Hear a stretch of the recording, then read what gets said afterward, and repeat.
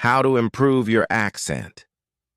Welcome to my channel, where we make learning English easy, fun, and accessible for everyone. I'll be your guide as we embark on this exciting journey together. On Tuesday, while I was at work, something interesting happened. Two customers came to our cafe. They were a husband and wife. The man started to speak to me. I knew he spoke English, but I didn't catch what he was saying. I didn't know what he wanted. I thought he wanted something we didn't have. So, I called my boss. She spoke with the man and sold him 2 coffees and 2 of our regular sandwiches. I was surprised. When they left, I went to my boss and told her I was sorry I didn't understand the man. She said it was fine, and that this can happen when people speak with an accent that is new to us. She told me the couple was from Spain. The next day, I went to school and shared this story with my teacher. I said I felt really embarrassed for not understanding our customer. I wasn't sure if my English was good enough for my job. I started to doubt myself. My boss was okay with it, but I still needed some help from my teacher. I wanted to know what I could do in these situations. My teacher said, "I understand you are used to the English spoken in London, but you aren't used to the Spanish accent. Your ears aren't trained to listen to it. All you need to do is listen more to Spanish English. You have to get used to this accent as well. What happened to you can happen to anyone. When you already speak English at some level and go to a country where people speak with a different accent, you shouldn't be surprised if you don't understand. It's okay, and it usually takes about 2 weeks to get used to a new accent. You shouldn't think there's something wrong with you when you don't understand an accent. With practice, you can train your ears to any accent." Then I ask, "What can I do to understand the Spanish accent?" I don't live in Spain. Our teacher says, "You can watch films with Spanish English or watch comedies from Spain, and soon you'll understand." I thank her. After school, I go back to work. At about 7 o'clock, 2 interesting customers come to our cafe. This time, they aren't from Spain, they are foreigners. They want to buy some coffee. They are 2 ladies, and it's clear their English is very basic. My boss is serving them, and when she hears they don't speak English very well, she does something clever. She changes her English. She uses very simple sentences with only 3 or 4 words. I can see the ladies understand her. They buy 2 coffees, 2 sandwiches, and 2 cakes. They are happy, and my boss is happy too. When the ladies leave, I tell my boss it was nice how she changed her English so they could understand. My boss says that sometimes she has to speak in very simple English. It doesn't matter if the customers speak English well or not. They are our customers, and we have to do everything possible to make them feel comfortable. If they see they can speak English here, they might come to our cafe every day. I think my boss is a good businesswoman. She does everything she can to make our customers happy. It's true that we have a lot of customers. Our cafe is busy every day. When you want to understand people with a special accent, listen to audio in that accent for a while. You can do that at your level. The next day at school, I tell my teacher about my experience with my boss and the 2 ladies who didn't speak English very well. Our teacher says, "Great! Your boss must be a very smart lady." It's true that you can communicate with anyone, even those who speak English very well can have conversations with beginners. Today we will talk about different levels of English and what you should be able to do at each level. Let's start with the lowest level of 900 words. At this level, students can talk about basic, everyday things. Speaking is very limited, but it is possible to communicate slowly for a short time with people who want to talk to you. Your sentences are short, usually about 4 words. If others also speak in short sentences, you can have a basic conversation.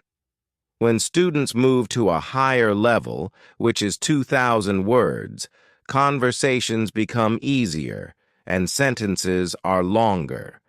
This is the level most of you in this class are at right now. You should be able to talk about many things from your life.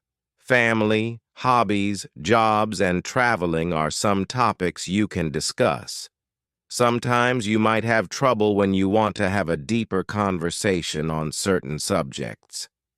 However, this level of vocabulary is usually enough for everyday English use. If you want to engage in deeper conversations on many topics, knowing 3,000 words is beneficial.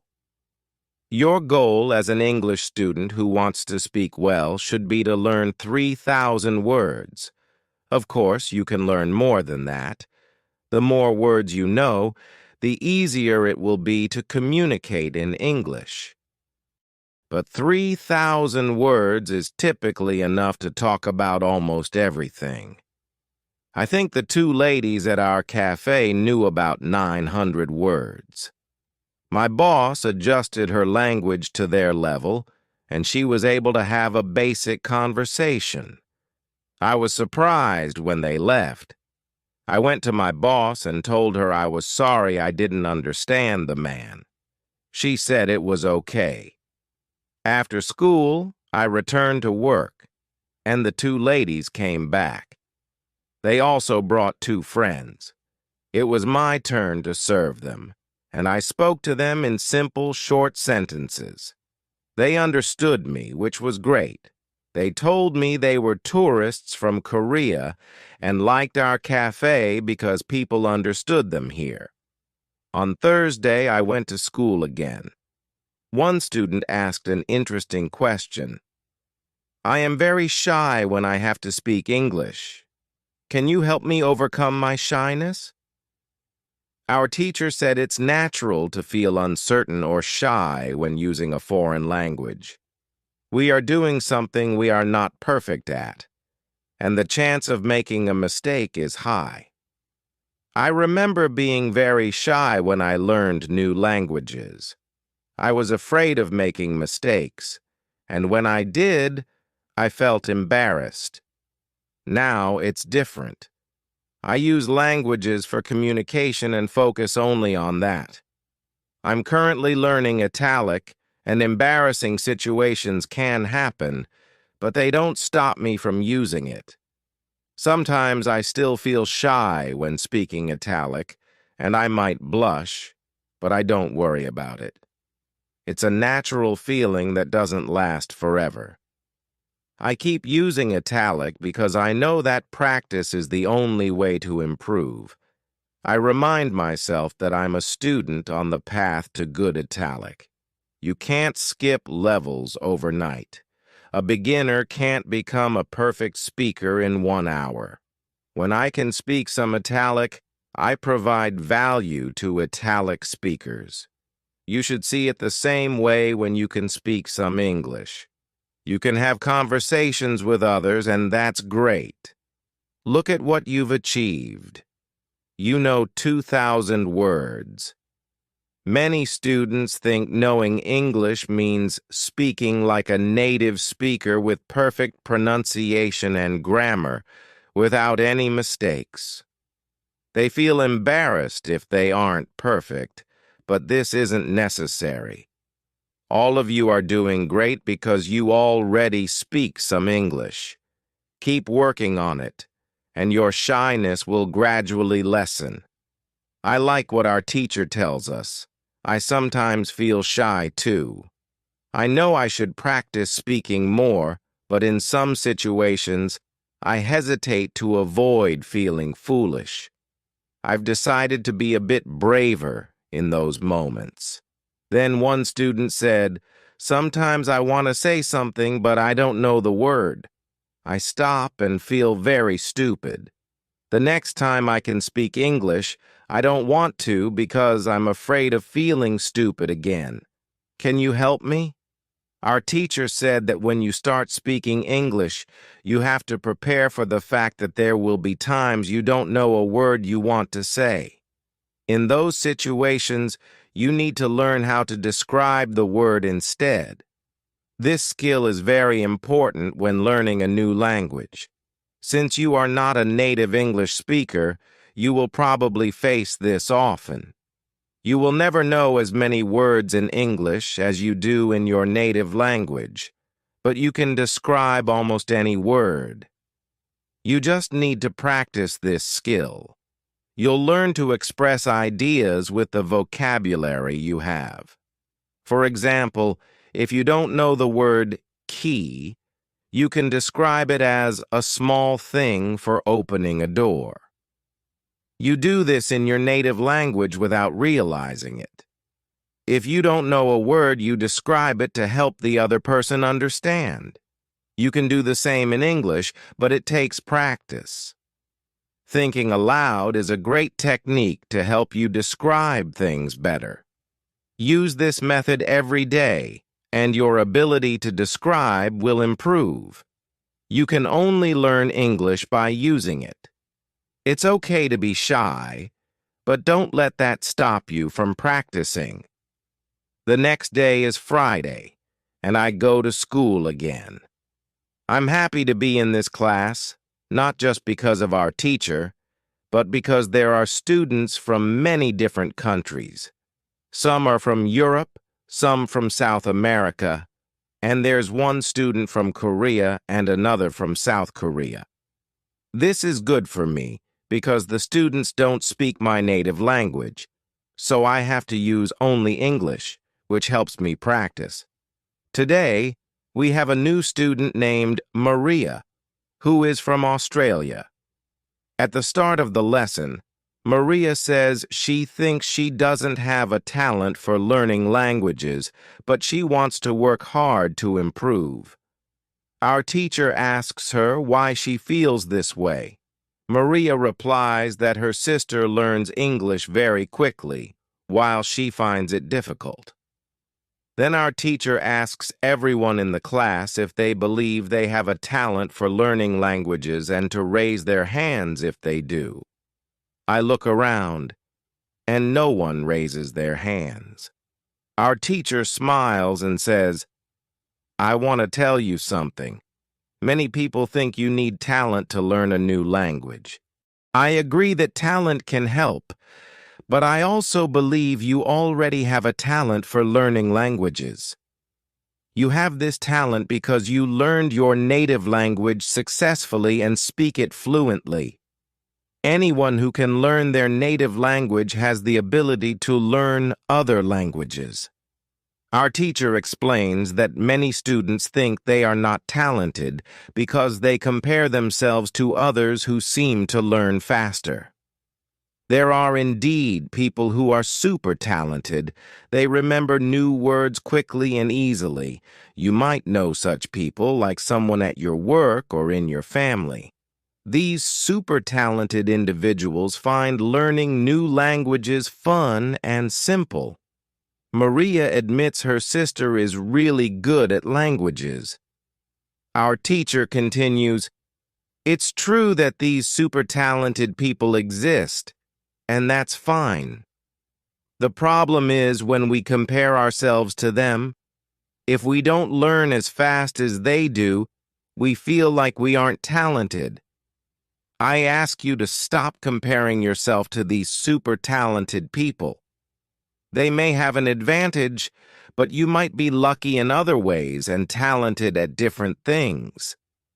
Maybe you're better at singing, swimming, playing tennis, counting, cooking, or fixing cars. Everyone is unique, and that's the beauty of our world. You should believe you are talented, even if not super talented. When you believe you have talent, learning English will be easier. These words from our teacher help us a lot. I know I'm talented at playing football and tennis, and now I believe I'm also good at learning English. What's also exciting is that there's a school party in the evening. I'm really looking forward to it. I know some girls from our class are going, and I hope Maria will come too. I've known Maria for only one day, but I like her a lot. If you can speak your native language, you can learn English too. If you can speak your native language, then you have the talent to learn English. On Monday, I go to school again. Our teacher asks us how Friday's school party was. One student says the party was great. We had a lot of drinks and fun. The girls from our class enjoyed it too. I had a wonderful time because Maria was there. We talked and danced together, which was lovely. There were also two boys from my football team at the party. They were from Ireland and had basic English skills. They could only speak in short sentences. But they were extremely funny, making a lot of jokes about life in England, other players on our team, and girls from their class. Everyone laughed. Their sentences were very short, usually 3 or 4 words, but they spoke with confidence. When we talk about the party, I tell my teacher it was interesting to see that someone with limited vocabulary can still speak fluently. I know some students at a much higher level who struggle to speak. My teacher says this is an interesting observation. She explains that the two boys from my football team demonstrated what all students should do. They used what they knew and focused on what really matters: communication. Then one girl asks, "So what should we do if we want to speak English fluently? Should we go to parties and make jokes?" Our teacher replies, "First, let me explain what fluent speaking means. Many students think fluency is about speaking quickly with perfect grammar. However, a better definition is speaking without long pauses. Some people can do this with 1,000 words, while others might need 2,000. Yet, there are also those who know 3,000 words but still can't speak fluently. If you want to speak fluently, you must practice speaking. There's no other way to improve your fluency. Speaking is a physical activity, just like playing a musical instrument. If you want to play the violin, you need to train the connection between your brain and your finger muscles. Similarly, to speak well, you need to train the connection between your brain and the muscles in your mouth. If this connection isn't regularly trained, you won't be able to speak fluently, no matter how many words you know. You can't complain about your fluency if you don't practice speaking often.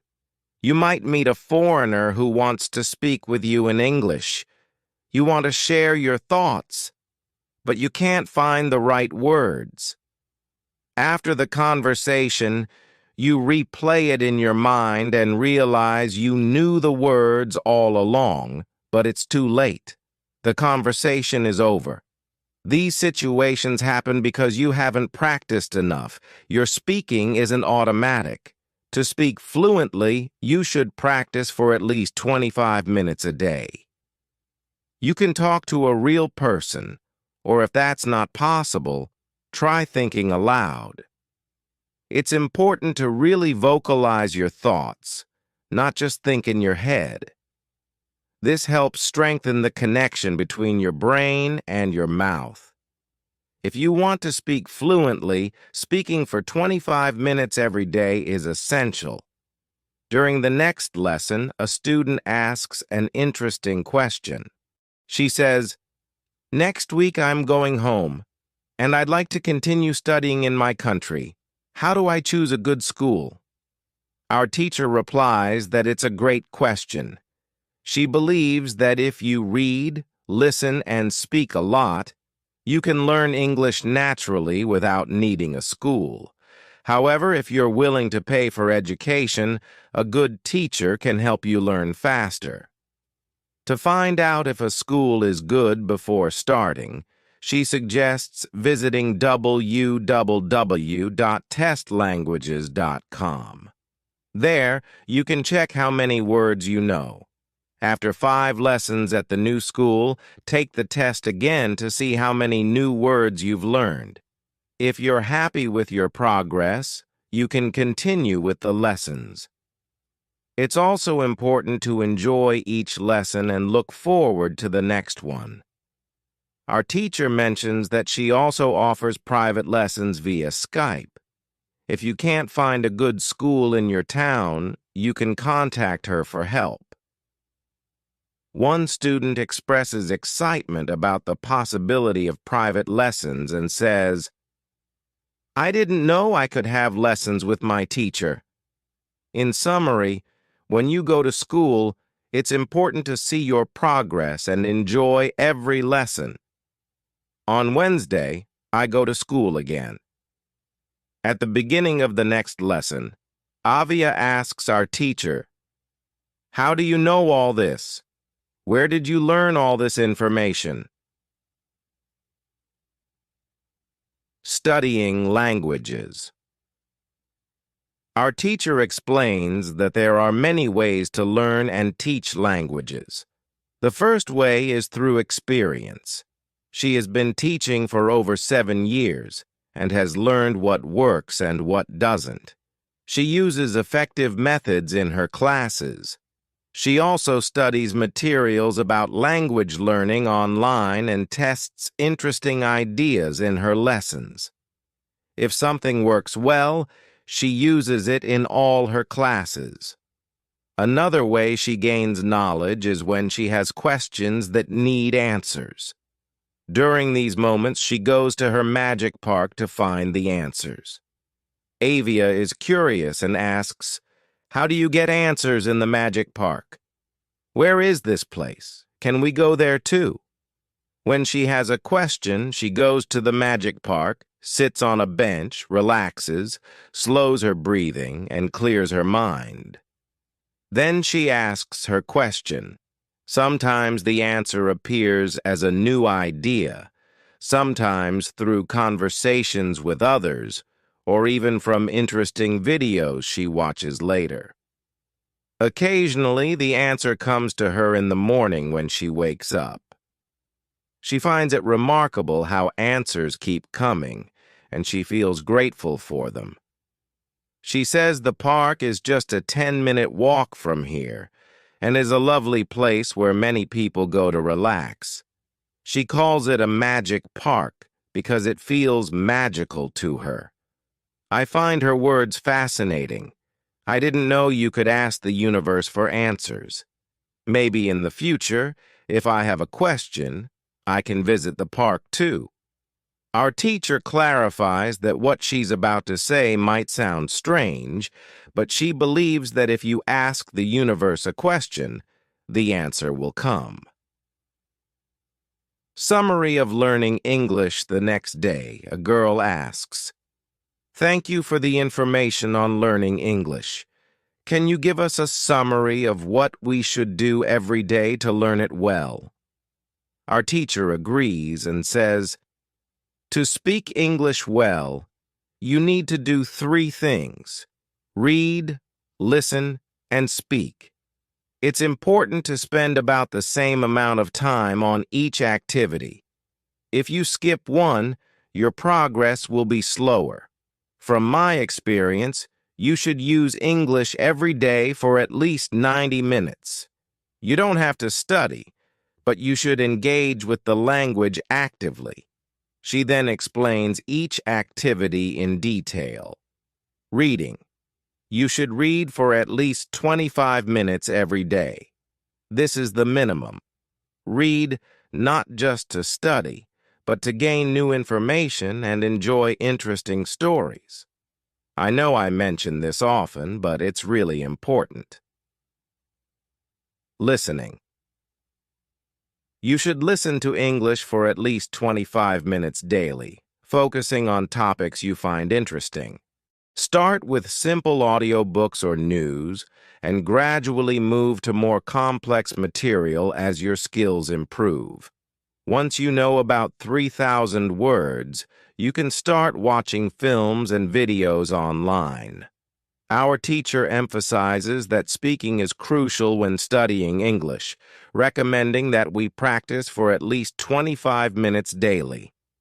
While conversing with real people, like teachers, classmates, or friends, is ideal, if that's not possible, techniques like shadowing and thinking aloud can also provide valuable speaking practice. I often use these methods to improve my italics since I don't have native speakers around me. Studying English can be simple. Just read, listen, and speak. As I prepare to leave, I express my gratitude for the class and share my email with everyone, encouraging them to stay in touch. Although I'm a bit sad to say goodbye, I know I have the tools to continue improving my English on my own. A year later, I've used English daily and expanded my vocabulary to 3,000 words. I've started a new job teaching English to beginners who know only 400 words. I feel prepared because I had an excellent teacher in London, and now I aim to pass on what I learned to my students, helping them succeed as well. The key to learning English is to read, listen, and speak for 25 minutes each day. Thanks for joining me today on my English channel. If you found this lesson helpful, don't forget to like, subscribe, and click the bell icon to stay updated with all our latest videos. Keep practicing, stay curious, and I'll see you in the next lesson. Happy learning, everyone!